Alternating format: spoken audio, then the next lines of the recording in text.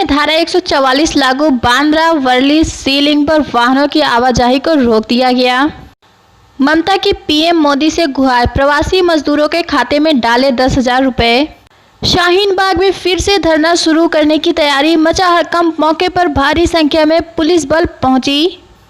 Corona संकट को लेकर सजगता जरूरी, स्कूल कॉलेज में शुरू होगी पढ़ाई। दोस्तों जानेंगे सारी खबरों को एक एक करके विस्तार से, लेकिन इससे पहले अगर आप चैनल पर नए हैं तो चैनल को सब्सक्राइब जरूर करें, वीडियो को लाइक और शेयर करें।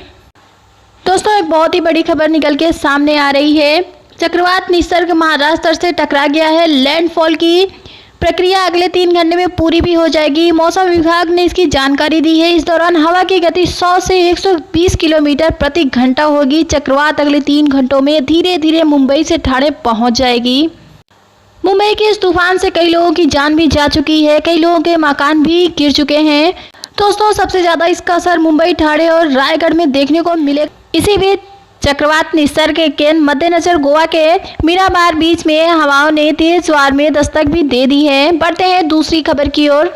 इंडिया को भारत करने वाली याचिका पर सुप्रीम कोर्ट का दखल देने से किया इनकार। इंडिया को भारत करने की मांग वाली याचिका पर सुप्रीम कोर्ट ने बुधवार को दखल देने से इनकार कर दिया है। कोर्ट ने केंद्र सरकार को ज्ञापन सौंपने को कहा। याचिका पर बीते शुक्रवार मंगलवार को सुनवाई भी टल गई थी। याचिकाकर्ता के सुप्रीम कोर्ट में एक याचिका दायर भी की गई, जिसमें यह मांग की गई कि देश को इंडिया नहीं बल्कि भारत या हिंदुस्तान के नाम से संबोधित किया जाए। एक बहुत ही बड़ी और अहम खबर निकल के सामने आ रही है कि अभी तक आपने सुना था कि 69,000 शिक्षकों की भर्ती होगी, लेकिन अब इन शिक्षकों पर रोक लगा दी गई है। कोई भी शिक्षक की भर्ती नहीं होने वाली है। अभ्यर्थियों को आपत्ति दर्ज करने के लिए दिया गया 1 सप्ताह का समय। जानते हैं इस खबर को विस्तार में। प्रदेश परिषदीय प्राथमिक स्कूलों में 69,000 सहायक अध्यापकों की भर्ती पर इलाहाबाद हाईकोर्ट की लखनऊ बेंच ने फिलहाल रोक लगा दी है। कोर्ट ने कहा कि अभ्यर्थी विवादित प्रश्नों पर आपत्तियों को 1 सप्ताह के भीतर राज्य सरकार के सामने पेश करें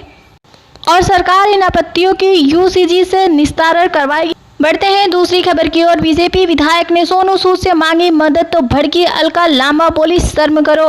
हाल ही में कोरोना के बीच प्रवासी मजदूरों की मदद करने पर बॉलीवुड कलाकार सोनू सूद काफी चर्चा में आ गए हैं। लोग ट्वीट और अन्य सोशल मीडिया के जरिए उनसे मदद मांगने लगे हैं। सोनू ने उनकी मदद भी की, लेकिन इस बीच लोग तब चौंक गए जब मध्य प्रदेश के रीवा के एक बीजेपी विधायक राजेंद्र शुक्ला ने भी उनसे मदद मांगी। जी हां, इस पर कांग्रेस नेता ने अलका लांबा ने कहा, उन पर जमकर हमला बोला और कहा कि आपको शर्म नहीं आती उनसे मदद मांगते हुए। जो काम आपको करना चाहिए वो अभिनेता कर रहा है। इससे अच्छा होता है कि आप अपने पद को छोड़ दें और इस्तीफा देकर के घर में बैठ जाएं। दोस्तों बढ़ते हैं दूसरी खबर की ओर। 1 सप्ताह में दूसरी बार केंद्रीय कैबिनेट की बैठक, पीएम मोदी ने की अध्यक्षता। कोरोना वायरस संकट के बीच प्रधानमंत्री नरेंद्र मोदी ने केंद्रीय कैबिनेट बैठक की बुधवार को अध्यक्षता की। कैबिनेट की यह बैठक 1 सप्ताह में दूसरी बार हो रही है। इससे पहले सोमवार को कैबिनेट बैठक भी हुई थी। इस महीने की दूसरी कैबिनेट बैठक से पहले मंगलवार शाम को गृह मंत्री अमित शाह ने प्रधानमंत्री मोदी से मुलाकात की थी। कैबिनेट बैठक के पहले सरकार के 2 शीर्ष नेताओं की बैठक काफी महत्वपूर्ण मानी गई थी। प्रधानमंत्री आवास 7 लोक कल्याण मार्ग पर हुई कैबिनेट बैठक के दौरान पीएम मोदी के साथ सभी मंत्री मास्क के साथ दिखाई दिए।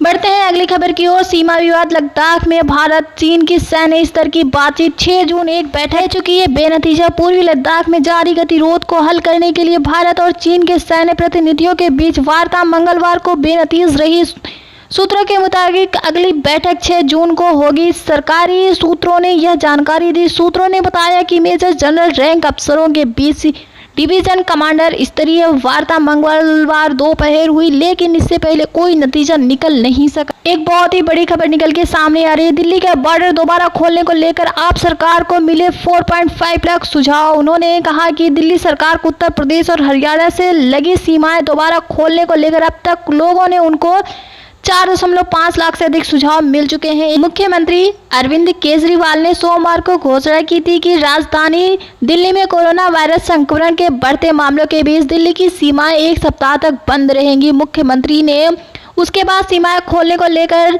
दिल्ली वासियों से शुक्रवार तक सुझाव देने के लिए कहा था। अधिकारी ने कहा कि सरकार को 24 घंटे के भीतर ही 4.5 लाख सुझाव मिल चुके हैं। उन्होंने कहा कि सभी सुझावों का विश्लेषण कर इस सप्ताह के अंत में इस मामले पर अंतिम निर्णय लिया जाएगा। दोस्तों, यूपी के लोगों के लिए बहुत ही अच्छी और बहुत ही बड़ी खबर है कि उत्तर प्रदेश में तेजी से ठीक हो रहे कोरोना मरीज। रिकवरी रेट 59.51% जा चुका है। उत्तर प्रदेश में कोरोना संक्रमण से मुक्ति पाने वाले मरीजों की संख्या लगातार बढ़ रही है। प्रदेश में रिकवरी की दर 59.51% है। यह जानकारी चिकित्सा व स्वास्थ्य विभाग के प्रमुख सचिव अमित मोहन प्रसाद ने मंगलवार को अपर मुख्य सचिव गृह व सूचना अवनीश अवस्थी के साथ एक संयुक्त प्रेस कॉन्फ्रेंस में दी है। उन्होंने कहा कि 24 घंटों में 9,575 नमूनों की जांच की गई। पूल टेस्टिंग के तहत 5-5 नमूने वाले 785 और 10-10 नमूने वाले 115 पुलों के नमूनों की जांच की गई है। सर्विलांस टीमों ने hot spot, non hot spot 24,000 क्षेत्रों के करीब 4 करोड़ घरों का सर्वे किया गया है। बढ़ते हैं दूसरी खबर की ओर। कोरोना के खिलाफ साथ आए भारत। अमेरिका, ट्रंप और मोदी के बीच हुई बातचीत। जुकरबर्ग ने कहा, ट्रंप ने नहीं किया फेसबुक की नीतियों का उल्लंघन। अमेरिका भारत सहित कई देशों में डिजिटल सेवा कर की जांच करेगा। बढ़ते हैं दूसरी खबर की ओर। ट्रंप की विवादित पोस्ट पर बोले जुकरबर्ग, नहीं किया फेसबुक की नीतियों का उल्लंघन। जानते हैं इस खबर को विस्तार से। अमेरिका राष्ट्रपति डोनाल्ड ट्रंप द्वारा की गई विवादित पोस्ट पर कार्रवाई करने के लिए कंपनी के भीतर नाराजगी बढ़ने के साथ ही फेसबुक के सीईओ मार्क जुकरबर्ग ने एक बार फिर ट्रंप पोस्ट बनाए रखने के अपने फैसले का बचाव किया। मंगलवार को कर्मचारियों के साथ एक वर्चुअल टाउन हॉल में जुकरबर्ग ने कहा कि पोस्ट ने नीतियों का उल्लंघन नहीं किया था। दोस्तों, बढ़ते हैं महाराष्ट्र के तूफान और बारिश की तरफ। तूफान की वजह से मुंबई और आसपास के इलाकों में बारिश हो रही है। 6 जिले अलर्ट पर, 10,000 से ज्यादा पुलिसकर्मी तटों पर तैनात हैं। चक्रवाती तूफान निसर्ग महाराष्ट्र की ओर बढ़ रहा है। आज दोपहर 3 बजे यह महाराष्ट्र और गुजरात के तट से टकराएगा। मौसम विभाग के मुताबिक इस दौरान मुंबई और अन्य तटीय क्षेत्रों में 100 से 110 किलोमीटर प्रति घंटे हवाएं चलने वाली हैं। ठाकरे ने हाथ जोड़कर सभी लोगों से 2 मिनट घर में रहने की अपील की है। दोस्तों, बढ़ते हैं दूसरी खबर की ओर। यूपी में शराब और भी ज्यादा महंगी होने वाली है। शराब की कीमतें बढ़ने वाली हैं। बढ़ते हैं दूसरी खबर की ओर और जानते हैं कि दिल्ली में कोरोना के कितने मरीज सामने आए हैं। दिल्ली में कोरोना की एक दिन में रिकॉर्ड 1,298 नए मरीज, कुल मामले 22,000 के पार। अब तक 556 लोगों की मौत भी हो चुकी है। दिल्ली में बीते 24 घंटे के दौरान कोरोना संक्रमण के सर्वाधिक 1,298 नए रोगी मिले हैं। दिल्ली सरकार के मुताबिक कोरोना वायरस से 33 लोगों की मौत भी हुई है। इसके साथ ही अब दिल्ली में कोरोना से मरने वाले व्यक्तियों की कुल संख्या 556 पहुंच गई है। दोस्तों, ये रही आज की कुछ ताज़ा खबरें।